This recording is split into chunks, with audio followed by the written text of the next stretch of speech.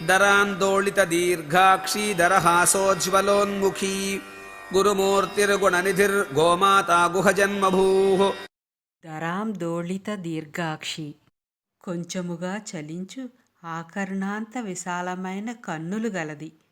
అమ్మవారి కళ్ళు చైతన్యవంతంగా, చురుగ్గా, ఆకర్షణీయంగా, విశాలంగా, ప్రకాశవంతంగా, అనురాగ అనుగ్రహపూరితంగా, ఆజ్ఞాపించగలిగే వీక్షణాలతో ఉంటాయి. వీటిలో కొన్ని లక్షణాలు గల కళ్ళు ఉండేవారు ఉండవచ్చు గాని అన్ని లక్షణాలు ఉన్న కళ్ళు ఒక్క అమ్మవారికే ఉంటాయి. అమ్మవారి 3 కళ్ళు పగలు, సంధ్య, రాత్రి కాలాలను సూచిస్తాయి. ఈ కాలాలు ఒకదాని తర్వాత ఒకటిగాని రావు. అందుకని అమ్మవారి కళ్ళు కదులుతూ కాలగమనాన్ని సూచించేట్లుగా చంచలంగా ఉంటాయని ఈ నామం సూచిస్తుంది. దరహాసోజ్వలన్ముఖి, మందహాసము చేత ప్రకాశించు ముఖము కలది. అమ్మవారి ముఖం వికసించిన పద్మంలాగా ఉంటుంది. పద్మానికి వికాసం ఉన్నట్లే అమ్మవారి ముఖానికి కూడా ఈ వికాసం సహజంగా ఉంటుంది. హృదయంలో ఉన్న ఆనందం ముఖంలో కనిపిస్తుంది. కాబట్టి నవ్వుతున్నప్పుడు అమ్మవారి ముఖం విశేషంగా ప్రకాశిస్తూ వికాసవంతంగా ఉంటుంది. అమ్మవారి ముఖంలో చిరుదరహాసం ఎప్పుడూ చెదరకుండా ఉంటుంది. అందుకే అమ్మవారి ముఖం చెక్కు చెదరని ప్రకాశంతో ఉంటుంది. గురుమూర్తి, గురువు యొక్క రూపంగానున్నది. ఉపదేశం చేసిన వారిని గురువు అంటారు. అంతేకాక గురువు అంటే మార్గదర్శి, నిపుణుడు, ఉపాధ్యాయుడు అని అర్థం. గురుబ్రహ్మ గురుర్విష్ణు గురుదేవో మహేశ్వరః, గురుర్ సాక్షాత్ పరబ్రహ్మ తస్మై శ్రీ గురవే నమః.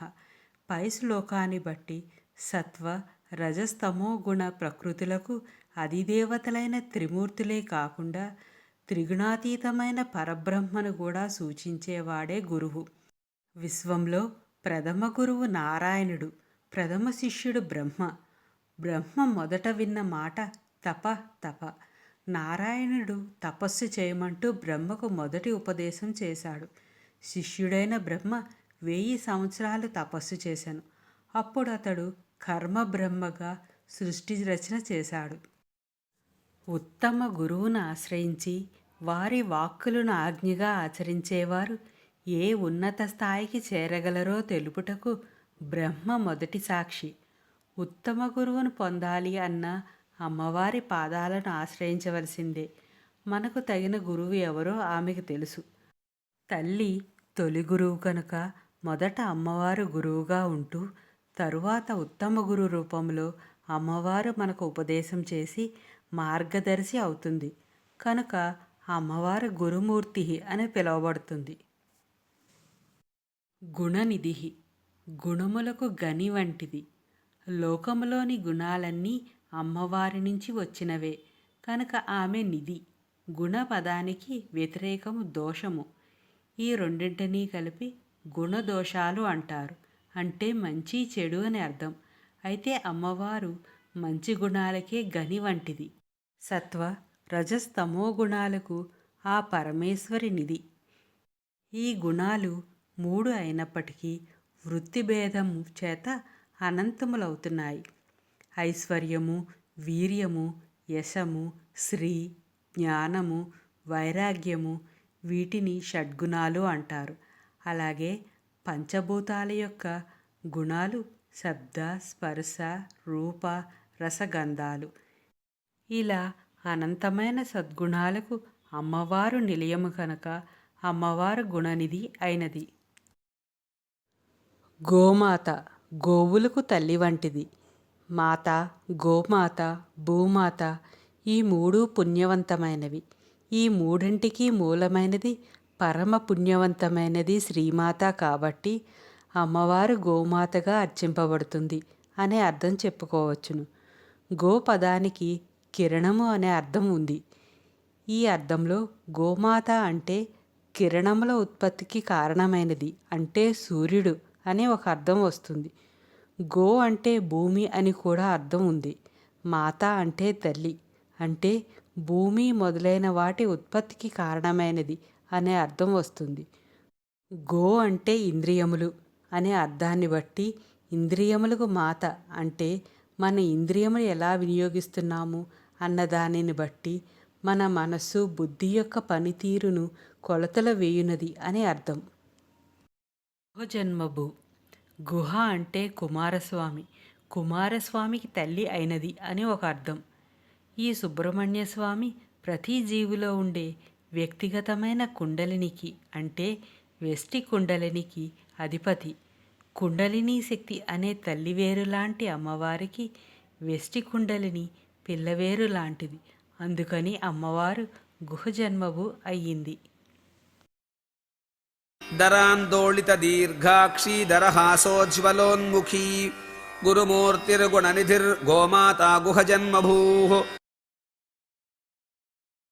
దేవేశీ దండనీతిస్థాదహరాకాశరూపిణీ ప్రతిపన్ముఖ్యకారాంతతిథిమండల పూజిత. దేవేసి దేవతలకు పాలకురాలు. దివి అంటే ఆకాశం, దివ్యందు సంచరించువారు దేవతలు. వారందరికీ ఈశ్వరి కాబట్టి అమ్మవారు దేవేసి. దివి అంటే వెలుగు అనే అర్థం కూడా ఉన్నది. దేవతలు కాంతి స్వరూపముగా ఉంటారు. దేవతలకు పరిపాలకురాలు. శరీరంలో వివిధమైన ఇంద్రియాలున్నాయి. వాటన్నింటికీ దేవతలున్నారు. ఇంద్రియాలకు ముఖ్యమైనది ప్రాణశక్తి, అదే పరమేశ్వరీ స్వరూపం. ఈ విధంగా ఆ దేవి దేవేసి అనబడుతోంది. దేవః అంటే ప్రత్యేకంగా ఈశ్వరుడు. ఈశ్వరునికి ప్రాణేశ్వరి అన్న అర్థంలో కూడా ఈ నామాన్ని చెప్పుకోవచ్చు. దండనీతిస్థ దండనీతి శాస్త్రంలో విషయములుగా ఉండునది. సమస్త విశ్వాన్ని పరిపాలించే శ్రీ మహారాజ్ఞి అమ్మవారు కనుక తన పరిపాలనలో ఒక భాగంగా అధర్మ మార్గంలో ఉన్న వారిని దండించి వారిని ధర్మ మార్గములోకి తిప్పుతుంది. అమ్మ దండన మనకు సన్మార్గం చూపటం కొరకు మాత్రమే. దండము అంటే మనలో సూటిగా ఉండే వెన్నుముక అని కూడా సంకేతార్థం ఉంది. యోగదండము, మేరుదండము, బ్రహ్మదండము అని కూడా ఈ వెన్నుముకకు పేర్లు ఉన్నాయి. దండనీతి అంటే వెన్నుముకకు సంబంధించిన ప్రణాళిక అనే అర్థం వస్తుంది. వెన్నుముకకు సంబంధించిన ప్రణాళిక అంటే కుండలిని యోగమే. దండనీతిస్థ అంటే కుండలిని యోగమునందు ప్రధానముగా ప్రతిపాదింపబడినది అని అర్థం వస్తుంది. దహరాకాశ రూపిణి హృదయములో ఉండు చోటు రూపముగా ఉండునది. జగత్తులో పైన కనిపించే ఆకాశం మహదాకాశం. ఘటములోని అంటే శరీరములోని ఆకాశం ఘటాకాశం. హృదయస్థానంలో ఉండే ఆకాశం దహరాకాశం. ఆ దహరాకాశమే రూపముగా గలది కాబట్టి దహరాకాశ రూపిణి అనబడుతోంది. ఆ దహరాకాశమునందు పరమేశ్వరుడు ఉంటాడు. ప్రతిపన్ముఖ్య రాకాంత తిథిమండల పూజిత పాడ్యము నుండి ముఖ్యమైన పౌర్ణమి వరకు ఉండు తిథి వర్గముచే పూజింపబడినది. ప్రతిపత్ అంటే పాడ్యమి నుండి అని, ముఖ్య అంటే ముఖ్యమైన అని, రాకాంత అంటే పూర్ణిమ వరకు ఉండు, తిథి మండల అంటే తిథి వర్గముచే పూజిత అంటే పూజింపబడినది. అమ్మవారి పంచదశాక్షరి మంత్రానికి 15 అక్షరాలు ఉంటాయని మనకు తెలుసు. అలాగే ఒక్కొక్క పక్షంలో 15 తిథులుంటాయని తెలుసు. ఒక్కొక్క తిథికి ఒక్కొక్క బీజాక్షరం చెప్పున సమన్వయించుకుంటే సరిగ్గా 15 తిథులకు 15 బీజాక్షరాలు సరిపోతాయి. ప్రతిపత్ అంటే శుద్ధ పాడ్యమి, రాక అంటే పూర్ణిమ కాబట్టి ఈ పంచదశి మంత్రాన్ని శుక్లపక్షానికి చెందిన 15 తిథులతో సమన్వయపరుచుకుని అమ్మవారిని ధ్యానించి అర్చించాలి. ప్రతి మాసానికి చెందిన శుక్లపక్షములోని పాడ్యము నుండి పూర్ణిమ దాకా పూజింపబడేది అని ఈ నామానికి అర్థం. దేవేశీ దండనీతిస్థాదహరాకాశరూపిణీ ప్రతిపన్ముఖ్యకారాంతతిథిమండల పూజిత.